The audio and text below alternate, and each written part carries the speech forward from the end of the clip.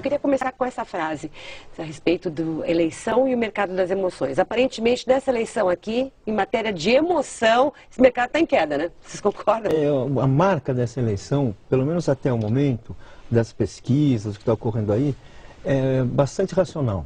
As pessoas estão dizendo que estão felizes com a vida que estão levando, dizem que a economia está melhor, dizem que veem que tem mais emprego, vem mais oportunidades, acham que vai melhorar. Existe sim uma emoção fundamental que está em jogo nessa eleição. Qual seria? Gostar do governo. Existe uma emoção no coração de quase 80% dos brasileiros que é o seguinte: eu gosto do governo.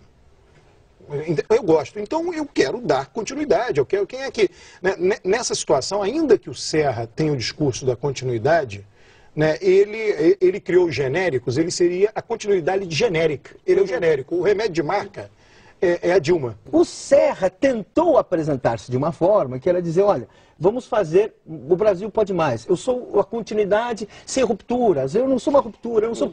Mas não, mesmo isso, na visão da maioria do eleitorado, isso é pouco. O eleitorado quer o remédio de marca. Exatamente. Ele quer ver o que ele conhece. Ele desconfiou um pouco desse discurso, que é o que faz com que eu acho que a Dilma não pare de crescer a cada pesquisa. A estratégia do Serra, ela comete, são vários equívocos, quer dizer, ele diz que quer ser continuidade, o Brasil pode mais, porém, no varejo, são várias críticas ao governo.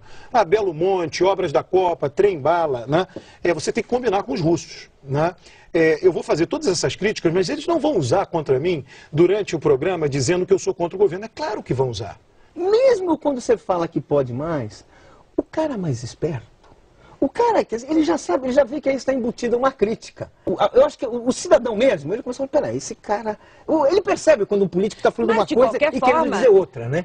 Quando a pessoa pensa em PT, diz eles querem mais governo na vida das pessoas, porque na ideologia do PT, difusa, ideologia difusa, né? Eles são a favor de ter mais governo. E o PSDB é a favor de quê? Que se diz muito o seguinte, as pessoas vão para a rua fazer campanha para o PT. Até hoje, ainda que tenha mudado a natureza dessa militância, elas vão para a rua porque a política, você precisa defender símbolos e ideias. O PT tem essas ideias e esses símbolos. Você pode discordar. Né? O PSDB tem qual conjunto de símbolos e ideias para ser defendido? Para você ir para a rua embandeirado e dizer, não, eu defendo isto. Um deles seria redução de impostos, mas o candidato do PSDB não tem coragem de defender isso, não tem ousadia suficiente para defender isso. Porque nem isso o PSDB podia se reivindicar, porque nenhum presidente aumentou tanto impostos quanto o Fernando Henrique Cardoso.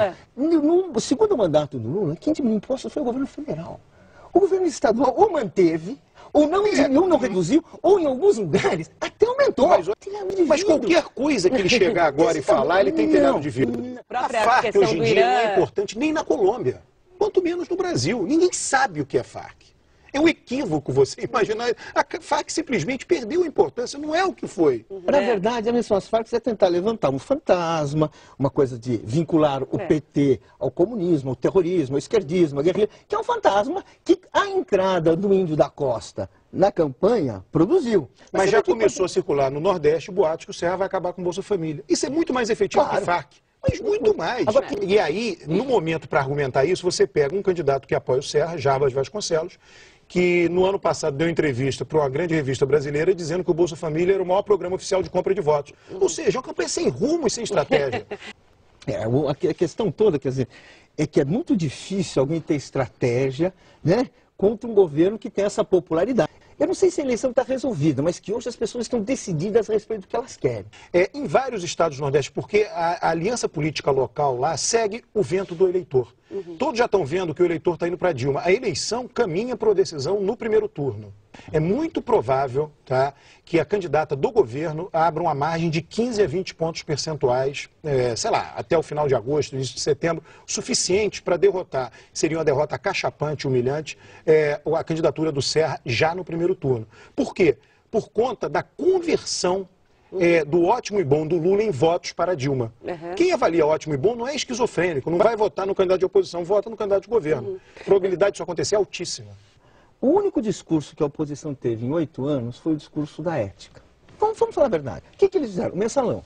A tentativa que, inclusive, eles acham até que podia até, quem sabe, tirar o Lula da presidência. Né?